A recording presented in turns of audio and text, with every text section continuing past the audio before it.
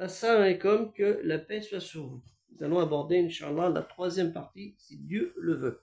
Avant tout, pensez à partager au maximum la vidéo, soit liker sur YouTube ou sur TikTok, à vous abonner et surtout à vous inscrire, vous abonner au projet culturel musulman universel sur Tipeee par un petit geste fraternel et généreux de 2 € minimum.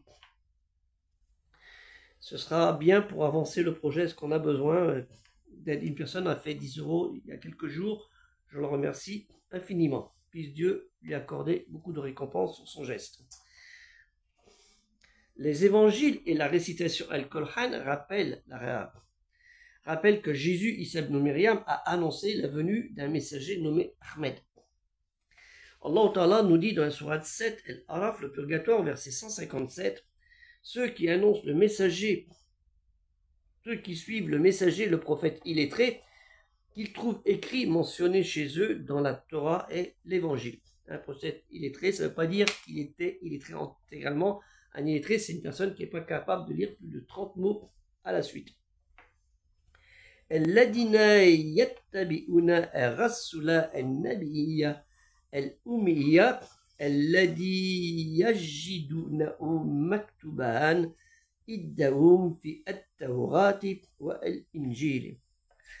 Et dans la sourate 61, Saf, l'épreuve, au verset 6, souviens-toi également de Jésus, fils de Marie, qui disait « Ô fils d'Israël, je suis messager de Dieu, envoyé vers vous, je viens confirmer le Pentateuque, c'est le Tanakh, qui m'a précédé et vous annoncer la venue après moi d'un prophète du nom d'Ahmed. Mais quand celui-ci est venu leur en apporter l'épreuve, ils se sont écriés, c'est de la magie manifeste. » En fait, quand on parle des fils d'Israël, il faut bien savoir que c'est le fils de la descendance de Jacob, et non pas, attention, de la descendance. Le terme Israël vient, c'est le nom en fait qui a été donné par Dieu à Jacob. Mais attention, Abraham, il était ni juif, ni un israélite, ni un béni Israël, puisque les béni Israël sont la descendance de Jacob, qui est bien après lui. Par contre, Abraham est issu, lui, des Hébreux, les Ivris, qui vient de Héber, Héber en hébreu, qu'on dit aussi, certains disent Abir en arabe, mais qu'on dit plus par Oud, nommé dans Al-Qur'an, la récitation, qui lui est l'ancêtre des Ismaélites, des Israélites et des Juifs, si on veut, mentionné dans l'Ancien Testament, mais l'ancêtre de Abraham. Et ainsi de suite, Jacob, c'est les bénis Israël, et la tribu de Juda qui descend de Jacob sont les Juifs. Wa idkala Isa ibn Maryam ya bani Israël inni rasulu ilaykum musaddikan lima ba'inna yaddaiya mina al-Tawrat wa mubashiran bi rasuliyati min ba'di ismuhu Ahmad, il s'appelle Ahmed, fallama ja'ahum bil albayinati kallu hatta sirun mubinun.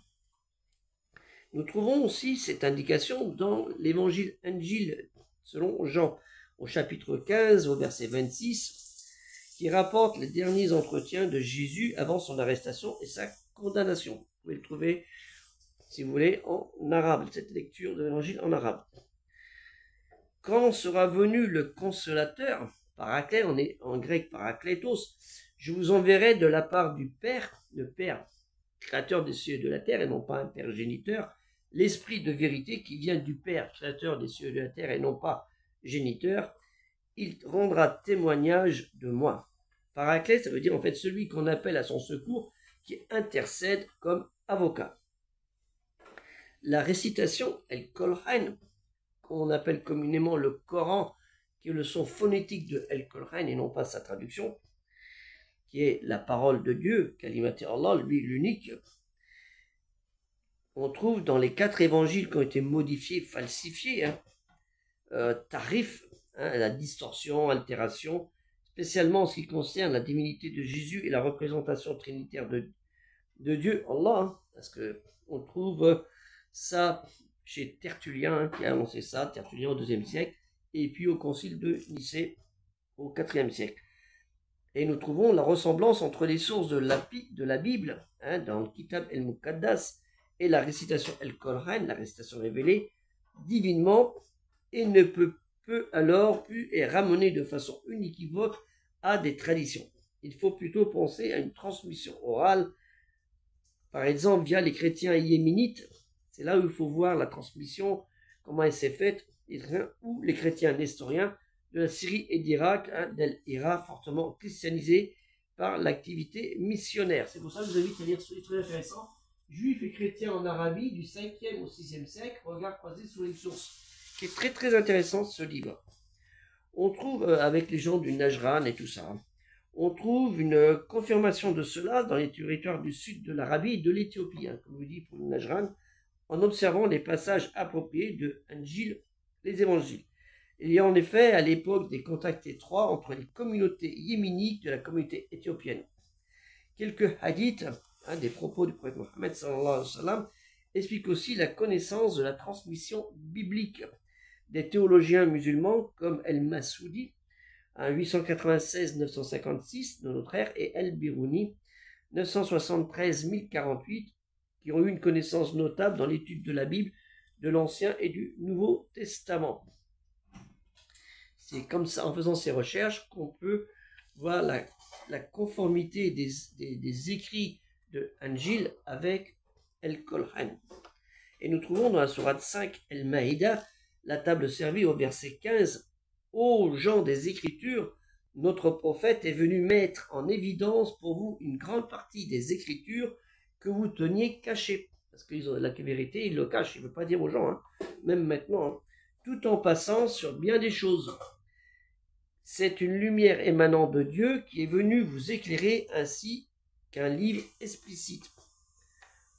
Ya aoula el-kitab, kad ja'akum rasuluna yubayinu lakum katiran, mimma kuntum turfuna mina el-kitab wa yafu en katirin, kad ja'akum mina Allahi nurun wa kitabun mubinun. Et c'est un peu pareil quand on fait croire aux gens la Noël avec le repas du soir, un jambon fromage et le vin, alors que le Noël, c'est le miracle de la naissance de Jésus. Et bien, d'autres choses, on falsifie les choses en disant oui, mais bon, il y avait la fête païenne et ceci, cela. Il ne faut pas confondre. Hein, mais on a profité de cette fête païenne pour légiférer à cette date du 25 décembre, parce que c'était un changement de saison.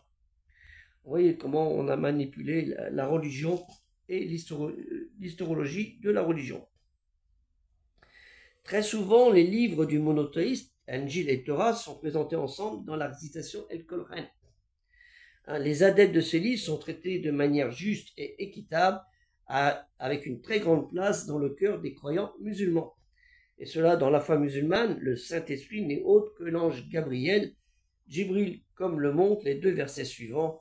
Dans la sourate 16, Nal, les abeilles, verset 102, réponds-leur, c'est le Saint-Esprit Gabriel qui l'a transmis de la part de ton Seigneur en toute vérité pour conforter la foi de ceux qui croient et comme guide et bonne nouvelle pour les obéissants dans l'obéissance, les assujettis, on appelle muslims, hein, ou on dit soumis aussi. Kul nazal ruh al-qudusi min rabbika bil haq liyuthabita alladina amanu wa udan pour ceux qui croient, wa bushra les muslimin. C'est très important de comprendre et de voir la réciprocité qu'il y a entre les textes bibliques et le texte de la dernière révélation envoyée au dernier des prophètes, Mohammed sallallahu alayhi wa sallam, sur lui le salut et la paix. Inch'Allah, nous allons aller à la 4e vidéo et la fin de ce sujet qui est un peu long, hein, mais qui est nécessaire. Donc, partagez au maximum les vidéos. Que la paix soit sur vous. Assalamu alaikum. Inch'Allah, la 4e vidéo, si Dieu le veut.